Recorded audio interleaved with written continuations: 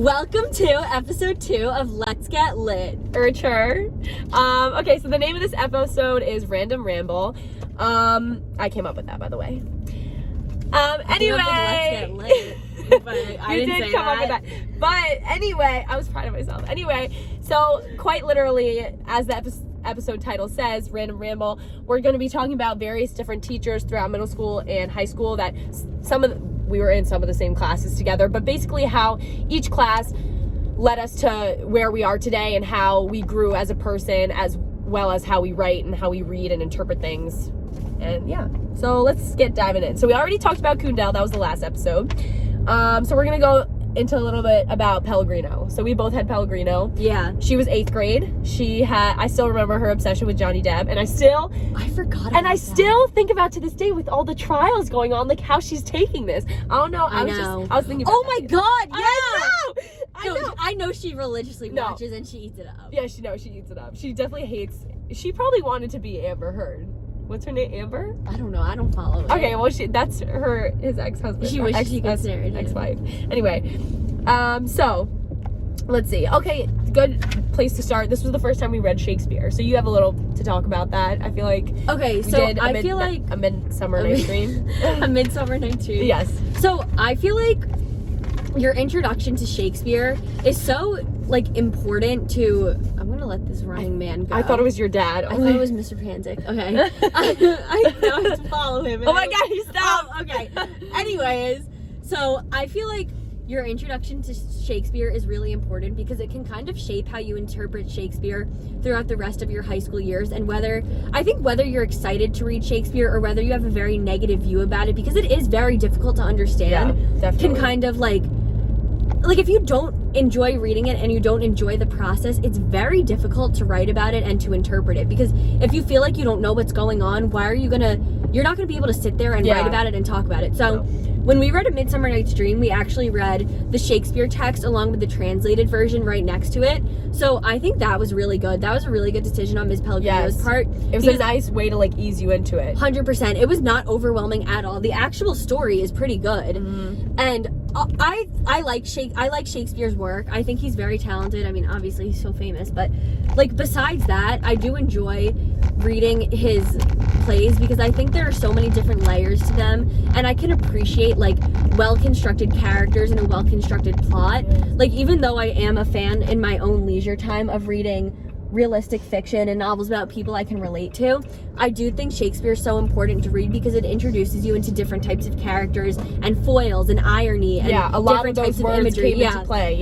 So this was our first time ever being exposed to that, because in the past we had ended 7th grade on writing our Great Beings essay, which was about historical figures and contemporary figures and comparing them. So we had never experienced anything like Shakespeare before.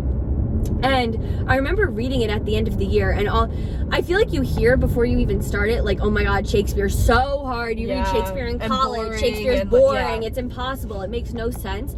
But the way we read it the way it was meant to be presented. We treated it like a play, and I think that's very powerful, which we ended up doing that again in 12th grade when we read other books, and where we would take turns reading them. And I think that's important because it forces you to focus and to pay attention 100%. To who's speaking and to kind of put a face with the name.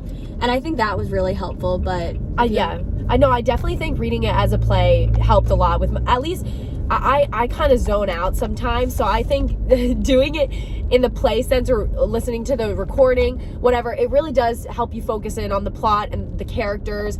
And I really do remember in Shakespeare really being able to understand through the characters' actions and the monologues and things like that, and the side, whatever it's called, when they... An aside? Yeah, an aside. Stuff like that. An aside, whatever it's called. An aside, that stuff really introduced you and you had to interpret how figure out what the characteristics are, what they were like. So I thought that was really interesting. And I remember Pellegrino too. It just came to my mind, Great Expectations. I thought we did a lot of fun projects with that. I loved that unit. I liked reading it. I liked interpreting it. The story was good. Yeah, the story was good. And again, I still remember Miss Havisham and Pip. Yes. I remember reading it. But I remember this year especially, it was a lot of character-based novels and reading, and you really had, it was a lot of emphasis and focus on interpreting the characters and what they did and how they talked and how they treated other people and how that kind of gave you a little like synopsis into what they were really like. So and also really what they wore and where they lived. Yeah. Like that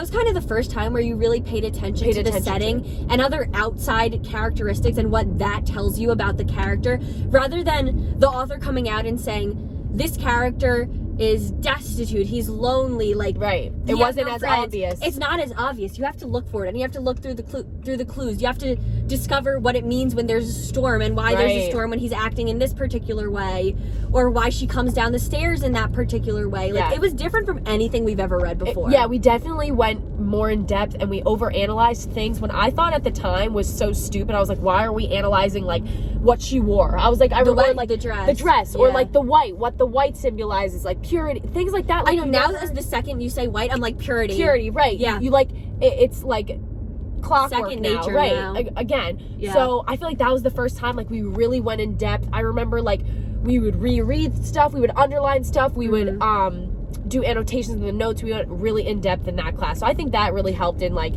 really teaching us how to interpret the text on our own. 100%. You know what I'm saying? Because then suddenly you're thrown into like 9th and 10th grade. That's and it's like, what is going on? Well, that's what I was just gonna say. Yeah, then you go into 9th and 10th, and it's like SAT prep, and you needed to know how to do these things. Yeah. You know what I'm saying? Yeah.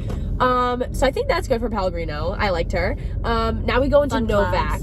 Novak was what, 10th grade? Yeah. 10th grade. That was a little bit of a rough year. COVID. Not only with COVID, just in general, it was a tough class with the grammar. That was like the hardest class I've ever taken in high school. I'm not even kidding. We did a lot of grammar. We did a lot of vocab tests. Insane. I'm trying to see. But in all fairness, though, that class prepares you for the SAT, the ACT, how to write a formal essay, how to write an argumentative essay, more than anything. Like, I feel like you could jump straight from that class to 12th grade and be fully prepared and without even needing 11th grade in the middle, because that class was so formative, and because it was so difficult, it really challenged you. It challenged you, and it taught you, it forced you to think. Taught you a lot. But and, you didn't mind doing it, though. Like, yes, sometimes we would complain in the moment, but it was all like valuable work. Yes. He wasn't giving us busy work.